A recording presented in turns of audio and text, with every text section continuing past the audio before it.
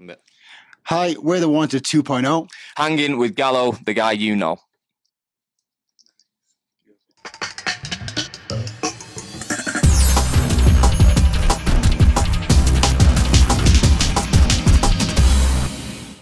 What's up? It's Nick Gallo, the guy you know. I'm here with the guys of the Wanted 2.0, Max, Siva. Guys, I want to ask you first, how are both of you just doing? Just personally, just as a human? Because, you know, you always asked, you know, celebrity, the whole entertainment. How are you just doing as a person, each of you? I've got the flu right now, so I'm trying my best to survive before a gig. Yeah, I could easily I don't need that. I could easily just take a nap right now, but we're going to perform tonight. But overall, I'm well. We're just honestly, spiritually, mentally, physically, really good, thriving. Okay. The last year and a half, thriving. Okay. And just happy to be back on the road and seeing all the fans and being back in America.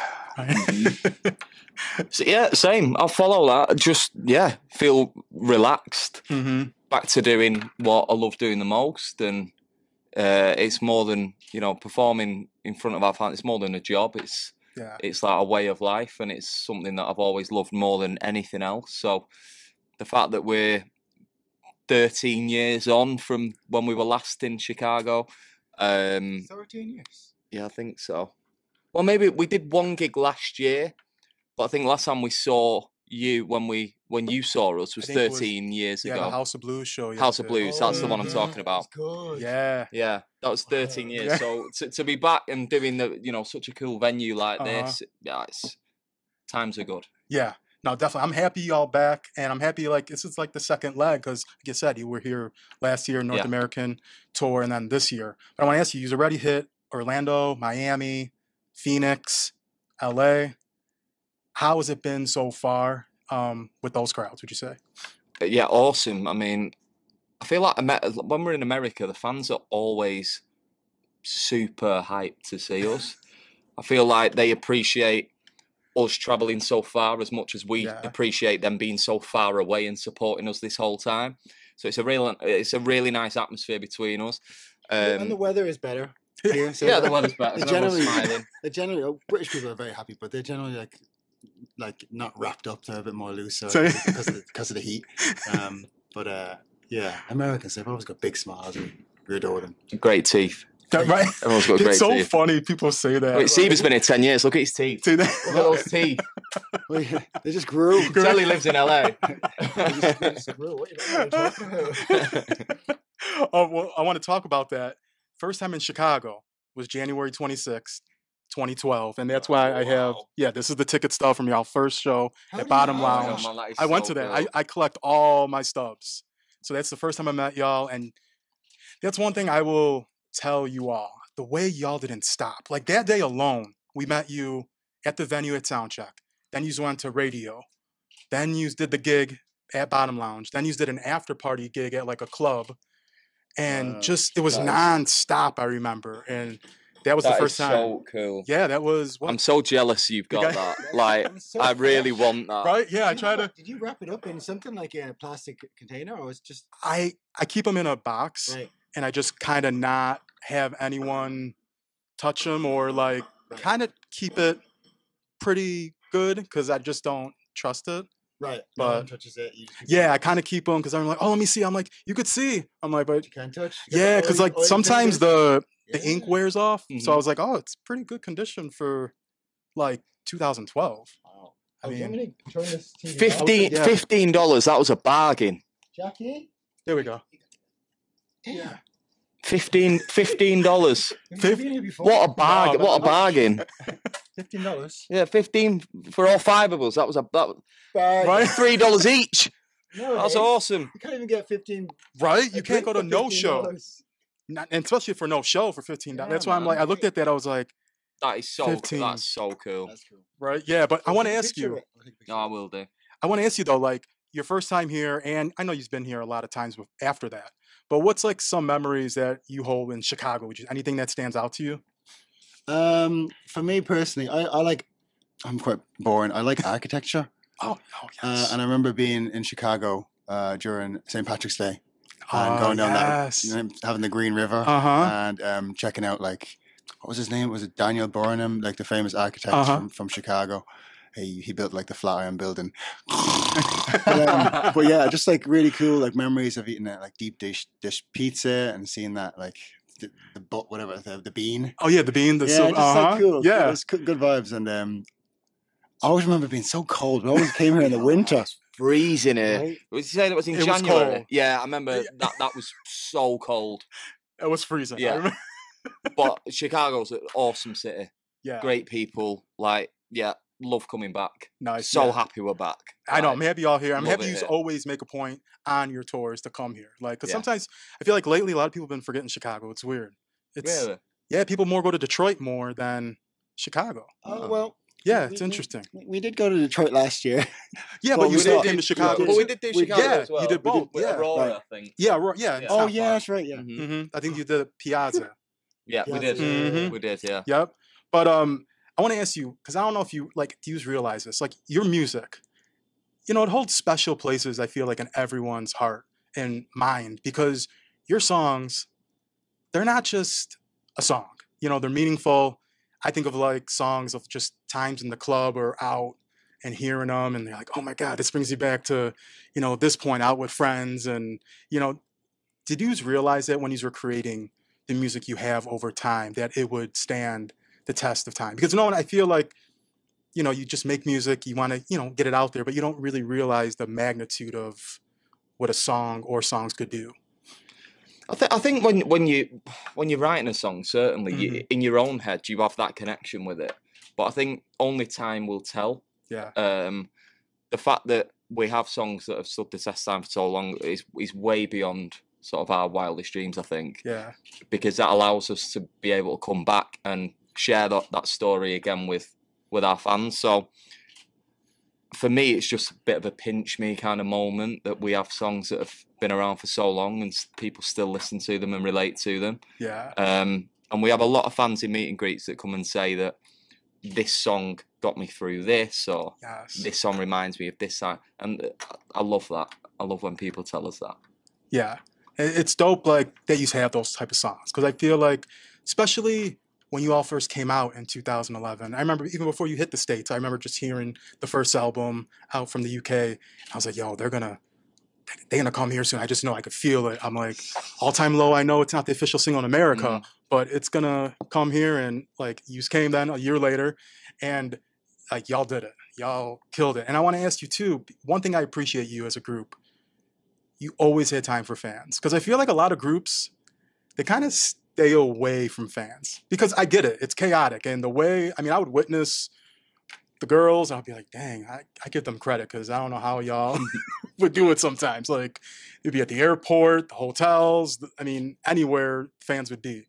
So was it important for you all, like, and still to this day, always meeting the fans? Because you always met people. Like, I remember meeting you all, it would be after the show, before the show, during the meet and greet, during the show, like, and the chaos of it all. Because, yeah, it was fun observing, I guess. Oh yeah, we started with like from day one focusing on the fans, and we did school tours, we did club tours, and built our fan base just from our connections, like human connections with kids, with colleges. We did the college tour in America, which was wild. Like it was so wild.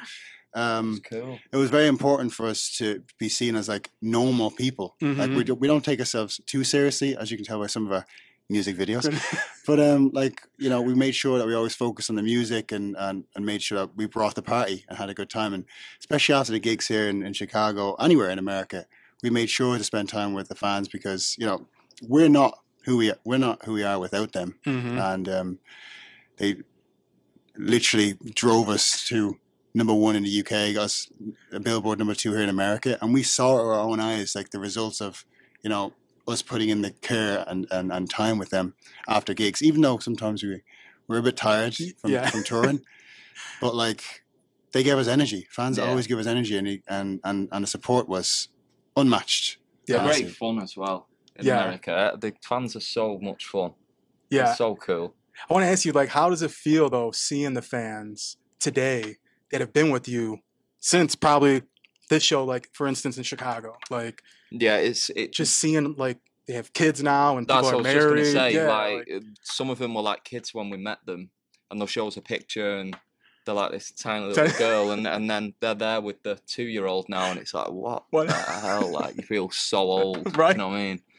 And also, you don't think you remember like Chicago or you remember certain things, and they show you a picture of like of you and them. You're like, oh my god, yeah. I remember you. Like you remember everyone in some sort of way. Uh-huh. When someone just says something that you said, you're like, oh wow, that was a really lovely moment between us. But it was over a decade ago, so we just needed reminding. Yeah, it's awesome. I'm just loving that the fans are still here, and like you said, showing up 10 years later. It's crazy seeing that for you all. One thing I want for you all to happen in 2026, Rihanna's coming back to, now that she had her little girl, so she's supposed to be coming back, to music and touring.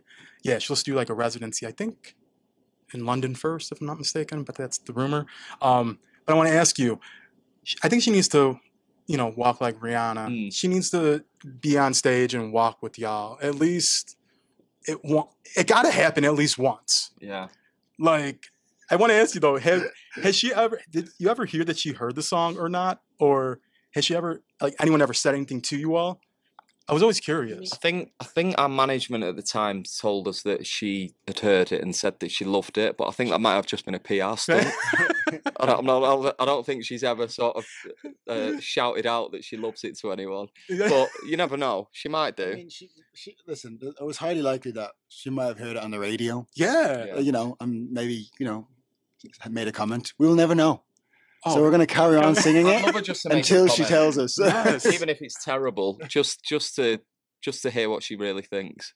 Yeah, I mean, I think it'll be a good comment. You should sort that out. Oh yeah, I know her pretty well, so I'm gonna. Okay, we'll hold you to that. Yeah, I think she'd be quite flattered. Me too. Yeah, we wrote a love song about her. Right. So Rihanna. Yeah, and you came up together in the same kind of time, so it makes sense. Yeah, we're all around the same age, so it makes perfect sense.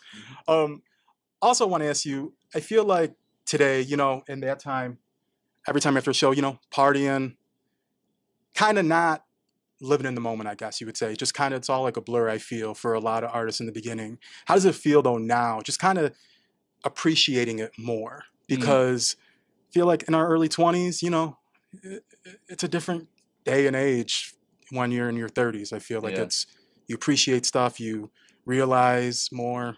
How does it feel for you all? And not like drinking as much and, going crazy like I feel like we all used to. Yeah, I pretty much what you just said. Like, I haven't had a drink for 6 years now, so that's awesome. There's a lot of places where we go, especially even countries, and I'll be like, I didn't even know we've been there, because it was a bit of a blur, And one day would roll into the next month, and that's just the way. That was his reminder that we've got this interview. No, stick for the Zoom. All right. But now, like you say, taking it in, and like I even have like a camera now that I take around with me, taking pictures of venues that we're at, and because I have none of that. Like looking at that, like that's the kind of stuff I wish I'd kept. We don't remember. I don't remember. We don't have any of that, and that kind of stuff's special. So I'm definitely taking it all in now, and with a clearer mind, and a little bit more of a mature approach, I guess. Yeah, definitely.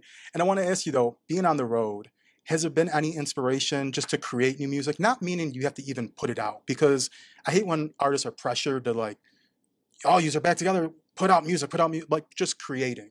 Like writing, just maybe melodies, maybe a hook, maybe just a verse. I was literally doing it this morning. I was writing a song with the guitarist in our band.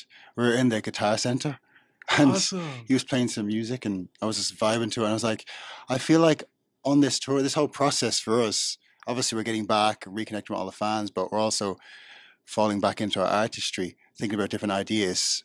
What's next? What do we want to create? And that's going to happen gradually. And I'm sure the fans are going to be so excited, and they've been asking so many questions online. But really, it's like, it's a process, and we're just having a blast and making sure that everything we do next is as authentic as possible. You know, Yes. we want to release music and connect with fans when we truly feel it, and make an impact that way. Yeah, no definitely. pressure, like you say. It's important. Like there's not the pressure now just to be like you have to put an album out every year. You have to do 4 singles. Like touring's number one. Reconnecting with our fans and enjoying it again, falling back in love with performing, and we've certainly done that already. But we've got a lot still to do in terms of touring yet. But we've definitely been, the juices have started to flow again in terms of creating. Well, I hope you all take your time, like you said, because I'm happy it's just happening organically and not like, yo, studio time, we have to make a song. Like, we can't leave the studio before a track is made. So, yeah, the label was like, we need a hit. We need a hit next week, and we're like in the middle of nowhere, like, we're not in the mood. You know? But yeah, it's different now. We're more in control of our careers, and we're focusing on what's most important right now: reconnect with the fans, and then obviously our artistry and developing that going forward. Is a secondary thing, but it's important. But fans first. Okay, dope. And my last 2 questions. You know, it's been crazy. 3 years since Tom. I want to ask you: is there any moments that you just get a sign from him, like on stage, or because I feel like anyone that was close to you and you lost, I feel like even people in my life, there's certain little things that happen when I'm alone or with someone or at a certain place, and I'm like, oh, that must have been a sign from so and so. Have any of you had that recently? Well, yeah. I had one last week. Like, I'm not like overly a sort of spiritual person. Steve, it completely is. I'm not really. Last week I was in my car and a car pulled out in front of me, and I'd just been to see Tom's mum the day before, and the car's number plate was Lost Tom in front of me. Yeah. So that was kind of weird. Yeah. Because it was the day after I'd just seen his mum as well. So you like I say, I'm not really into that stuff. Well, that kind of I was like, whoa, that's a bit odd. So yeah, but he's sort of like when we do shows and stuff, he's always with us. Like, and when we're listening to our songs before we go on or practicing, we always hear his voice. So yeah, he's always there. That's awesome that you had. I had a pretty weird experience. 3 weeks ago, my neighbor was walking her dog. I bumped into her, and I was going to meet, I think his name is Austin Brown, which is like one of the Jacksons. And she was like, oh, you want to meet Austin? His younger brother, Tommy Parker, is phenomenal. And I was like, that's what I call Tommy Parker. I was like, what? Tommy Parker is phenomenal. And I was like, is this like, what? What are the odds?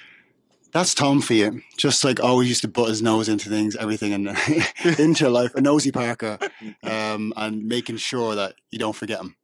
I love that. And that was the same. We get comments online from fans like, "Look at this picture," and it's like Tom Parker written on a wall somewhere. Like it's like he's everywhere now. He's annoying everyone now, right? not just us. That's awesome to hear, though. You have that like times and just his essence with you still at all times. Of course. But to wrap up, it's crazy. We're almost at the end of 2025. It's crazy. Like I'm crazy to be the holidays. I want to ask you, what does the future hold? Would you say for the Wanted 2.0?